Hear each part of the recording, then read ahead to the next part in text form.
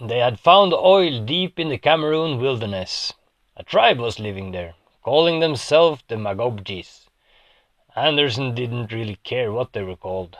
They had to be removed. Not really a problem. Paying off the right politicians, they got their way. They went in to get started. They had workers, government soldiers, and a private American security company. The chief of the Magobjis refused to leave. Some of the tribesmen even picked up their spears as to defend their territory. Anderson was amused. It wasn't theirs anymore, it was the territory of Major Oil Company Corporation now. They had bought it, paid for it. It was theirs. "I'd rather die than leave my homeland," the chief said. Anderson gave a signal. An order was given by the ranking officer of the security team. The chief was shot dead. Kabomba was so sad. He had great respect for his chief and love for his homeland.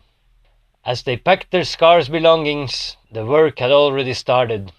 The villagers cried as the workers tore down their sacred hill. In a dry desert, the tribe was given other land. Kabomba did not see how they would be able to survive in a place like this. "Is there nothing we can do?" he asked the witch doctor when they sat by the bonfire that night.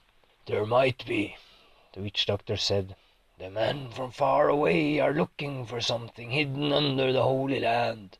Something of great value, but also of great cost. It gives the owner power, but it destroys the balance of nature. This is why the land covering it was once made holy. The darkness in the ground will now be pulled up. Maybe, just maybe, we can use it to our advantage." Anderson was at the drill site to make sure everything went as planned. Soon beautiful oil would come pouring up from the ground. The drill went down through the dirt. It stopped. "Something's wrong," the drill leader said. "It seems to be blocked." There was a sound in the air coming from behind the bushes. Drums. Someone was singing. A strange humming song with increasing rhythm. Louder and louder. "The tribesmen." Anderson turned towards the head of security. "Go check out." The ground started shaking. Smoke was coming up from the drill hole. "We got something!" "Already?" Anderson moved closer. The smoke smelled of death and rotting flesh. Natural gas shouldn't smell like that. A shape started forming. A face stared out from within the darkness. Panic broke out among the workers.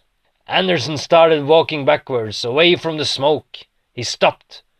He stared into the eyes of a monster, an evil glare staring back at him.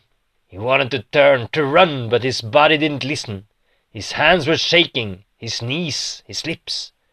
A hand struck out of the darkness, caught him. Claws dug into his body, lifted him up.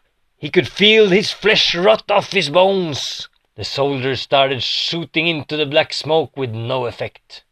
An evil laughter rumbled over the land. The dark claws cut the soldiers to pieces. The workers ran, and soon the field was abandoned. The monster dissolved into the air. Magumba was watching the witch doctor walking towards him over the dry land. "It's over," he said when he arrived. "We can go home now. The men from far away are gone, but others will come. We will have to keep fighting. Someday the world will once again be free."